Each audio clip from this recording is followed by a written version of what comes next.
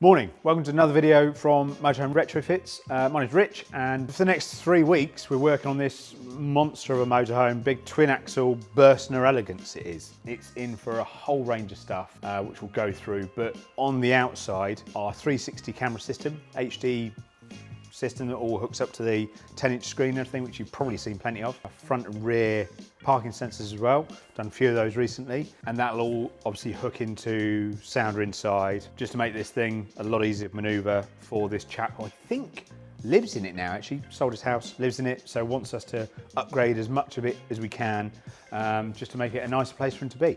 So we'll jump on in and I'll kind of guide you through what he's having, and you'll see that we're kind of midway through. We've only had it for a couple of days now, so a lot of stuff's apart and stuff like that, but yeah, let's go and have a look.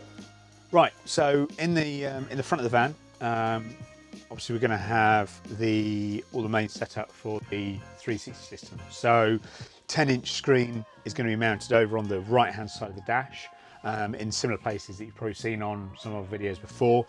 Lots of nice room over there, doesn't create any sort of blind spots or anything, and it just sits really nicely basically. The various buttons for controlling it, we'll also find a nice place for them to mount over there as well. Being a Fiat Ducato base, obviously it's a dash that we're used to working with and finding nice places to fit things, so that'll all go in and work a treat. He's also having the Alpine X903D, I think it's a DU2 unit. It's like the motorhome specific one. James is far better at remembering part numbers than I am. But it's the larger of the units that has the kind of sideways swivel on it. So you can turn it over to the passenger for navigation, or you can have it twisted to you. So that'll be going in. That's then also going to be running a whole new load of speakers that he's going to be having up at the front to obviously improve the sound, because as everyone knows, audio in motorhomes is pretty shocking, to be honest with you. But I guess it's not a thing that they concentrate on. But so we're going to be fitting him new component speakers up front, and I think in this kind of main living area as well. They're going to be running off a 4-channel amp, and we're also going to be poking in as much sound deadening and sound absorber in the front kind of cab area as we can, just to help with improving sound. And then he's also having the drinks holder conversion, because he did have the glove box and then the under drinks cup holder subwoofer, but instead of going with the Alpine one this time, we're going to try out the new Eaton underseat subwoofer. So we're looking forward to giving that a go and seeing how that performs, and that'll all just be hooked up into the head unit at the front. So now what we'll do is we'll kind of move back a little bit and we'll talk through some of the other bits he's having, creature comforts like USB sockets and other various bits, TVs and stuff. Right, so in the main living area here, this is like kitchen area. He's having so like 3-pin power sockets and stuff, having in one of these cupboards for extra couple of bits. He's also got a little bank of like controls down here, light switch, another socket, and there's a little blank that he's going to have a dual USB in. He's having a couple of dual USBs fitted at the front as well, obviously for various charging bits and pieces, and he's going to have some in the back in the bedroom area, and then also back there he's currently got a TV mounted on the passenger side, kind of rear wall if you like. We're going to move the placement of that with a new swing arm and a new 24-inch Avtex smart TV.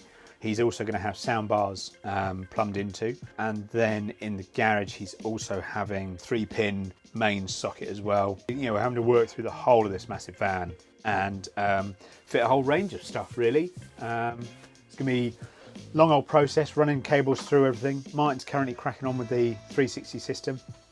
We've got one camera fitted on the side, and that's been run down to roughly where the hard drive is going to be. And he's currently just working on the rear camera. That's always a fun one, that one. So we'll have a little sweep around the outside, and then keep an eye out for any updates we give out on posts and other little videos we may do along the way. And yeah, it's going to be a fun 3 weeks. Right guys, this has been the end of a very busy 2 weeks. Following on from where Richard started for me, because I was off that day, we are at the end of the 9 metre Burstner project. So this has been pretty big for us, and probably actually the biggest in terms of what we've done in one sort of one job lot, rather than having the vehicle back for 2 or 3 visits. So what we're going to do is we're just going to run through everything that we've done. Some of it may not be of interest to you, whereas other stuff will be. And if you've got a motorhome, then you can see the sort of quality of work that we do on our sort of normal daily or weekly stuff. So starting at the front here, we have done front parking sensors. These are all color coded. They've been matched to the vehicle itself. All the wiring gets routed through into the dashboard and connected. And whilst we're here, we've got our usual 360-degree camera. This is part of our 360-degree HD, full HD camera. It's 180 degrees wide, and this, in a minute when you'll see it on the screen, makes up part of that 4-camera system. So what we're going to do now is we're now going to run down the side of the motorhome, quickly show you the side cameras and the other work that we've been doing. So as part of the 360, we also need a side camera, which is down the side of the vehicle, and then at the back of the vehicle, the all-important rear camera. The reason why that's the most important is because as default view on the screen, it's showing the back of the road. And when you are driving, that's going to show you being able to overtake and pull safely out into the extra lane, whether you're in the UK or over on the continent. Also, you're going to see our rear part of the front and rear parking sensors. They are aftermarket, they're only audible, but again, color coded, and if on a big vehicle like this, really handy bit of kit. Right, now we're going to jump inside and show you some more of our work. Right, come on in. We'll show you what we've been doing. Poor old Sammy's behind the camera here while I'm just doing the easy bit of the talking. So what we do is we'll sort of break it up into compartments, because part of this over £12,000 worth of work for this vehicle, we have fitted a 24-inch Avtex TV. Right, so starting at the back here, we've gone for this, one of the new latest models from Avtex. It's the 24-inch smart TV. Just going to power it on now. This is Wi-Fi enabled, and it's connected to, let's just turn the volume down, keep YouTube happy. We've connected it to the really impressive sound bar so that the sound comes through this, and also if you're at the back, you can play music from your phone, so it's streaming. Wi-Fi enabled means that you've got direct access to Netflix, YouTube, Disney, Prime, and all of your catch-up TV stuff. So BBC iPlayer, ITVX, and all of those bits and pieces. It's a great bit of kit, really slim TV, and a really nice, clean, crisp display as well. You've even got Ethernet port in there as well. So if you have got built-in Wi-Fi, which this vehicle has, and you wanted to get a better signal, you can plug it into there rather than wireless. That's providing you've got a decent signal coming in. Also at this point in the rear bedroom area, we've done a double USB or dual USB, which is right behind Sammy, and we'll show you that in the next part of the video. One of the most popular things that we do on a weekly basis is we are fitting more extra USB ports. Now this vehicle, when it came into us, had the 13 amp 243 pin, and then these are the Burstner lighting controls, but now this customer is going to be able to plug a phone in or a Bluetooth speaker, or whatever you want to do, and charge their handset. So when they're asleep at night, then they've got a nice handy place to charge up their devices, which is quite cool, because before then there was nothing in here at all. Right, so this, Martin's very cleverly fitted this on a swing arm bracket, and the reason for that, let's just turn the volume down like so, keep everybody happy.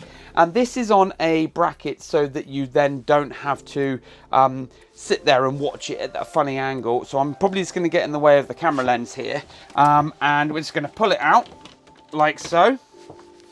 And it means that the TV, depending on how many people you've got in the motorhome, depending on how the seats are set up, you can adjust the TV to the angle that you want it on, and that's ideal. We couldn't have fitted anything bigger in this because of the aperture that you've already got here. So this was a situation of measure 5 times, cut once for the bracket, and depending on the type of bracket that we went for as well, which is also an Avtex bracket, we've been able to then hide all the cabling so it's nice and neat.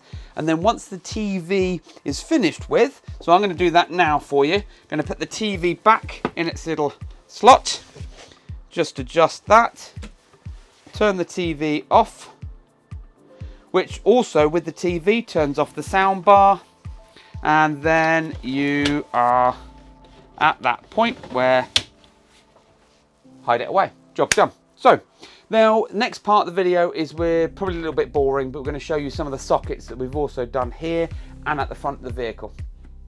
Right, so again, this particular customer wanted USB charging everywhere just to cater for all of his needs. Up in this sort of area of electric supply, you've got your light switches, you've got your 13 amp 3-pin. I'm not sure what this does.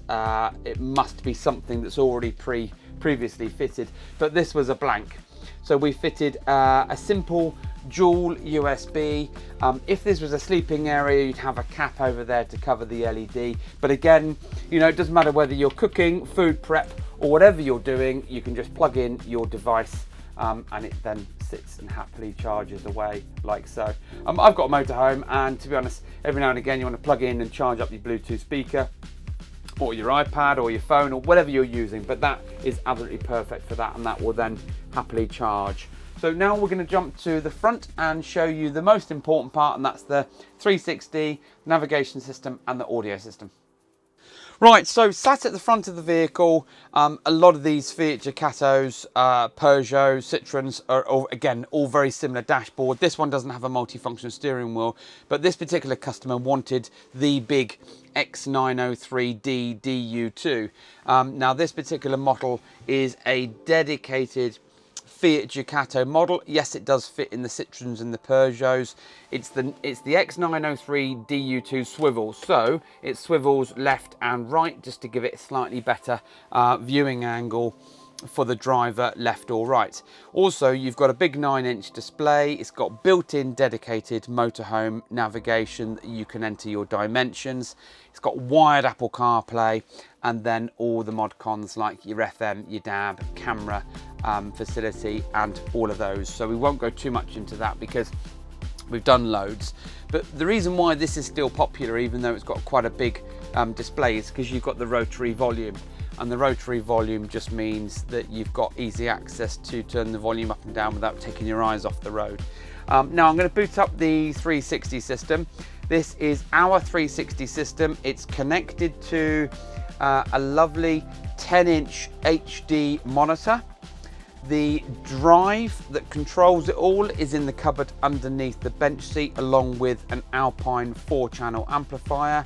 We have teamed up the 360 here so that it doesn't work with the key in the ignition. The key is currently out, and it's all connected to the leisure battery. So this particular vehicle and this particular customer, if he wanted to, could leave this on, turn off the monitor, and just use it as a security device as and when he needed it. So on the right hand side of the steering wheel here, I've got various switches. This switch here, or this mode, will show the middle or the all-round view of the motorhome, and then the left channel and the right channel, and then the next picture is the front camera view. If I return it back to default, you've got the rear camera, and then you've got the overview. Now, we said to you before, we've told you before, that we get the drone up into the air, take a picture of the motorhome, cut it out using Photoshop, and then we end up with this beautiful bespoke image. And then here is the side view as well. So for a 9-meter motorhome, these 4 cameras are working very, very hard to give it this amazing view. But also, then if we turn the ignition on like so, we can indicate left, and then when it resets, indicate right, so that if you are driving abroad, you've got that peace of mind of knowing what's down the side of you, as well as assisting you with your rear view mirrors. So that's the 360 system. Now, Richard and Martin have been very, very busy. On the dashboard, this particular customer used to do a bit of DJing in his time and wanted a really good audio setup. So we have fitted the Eaton powered or active subwoofer. We've also gone for a set of Alpine Type R speakers for the dashboard. Now, if Sammy can pan round to the dashboard, these are custom made, hand built enclosures. And Rich has done a cracking job there with Alcantara. The R-Types aren't the prettiest speakers in the world, especially with this new grille that they have, but it still looks good and it works really, really nicely. It's not everyone's cup of tea, I get that, but this is what the customer wanted, so this is what we've also delivered. And then if you have noticed also, we've got a little shrine on the front of the vehicle. This is to the customer's late wife. So we've got a little shrine on there with the Buddha for him, and it was a personal choice, so we've added that in there as well, and that's also trimmed in Alcantara. So as we get towards the end of the video, this 9-meter Burstner has been in for 2 weeks, and we have been working day and night on it to achieve all of the bits and pieces that we've spoken about. Just to recap for you, front and rear parking sensors, 360-degree HD camera system with 1 terabyte hard drive, the X903D DU2 swivel system with navigation. We've fitted various USB ports everywhere throughout the vehicle. We've done custom speaker pods, we've done subwoofer, we've done an amplifier, and it's been a great project, but with all of these things, we're under time constraints to make sure that we deliver on time. So tomorrow when the customer picks up, he's going to be absolutely delighted. I know it because all 4 of us have worked really hard on this project. If you've got a vehicle like this and you want something done, then get in touch with us through the website and we'll see what we can do for you. Don't forget to follow, subscribe, and thanks for watching as usual.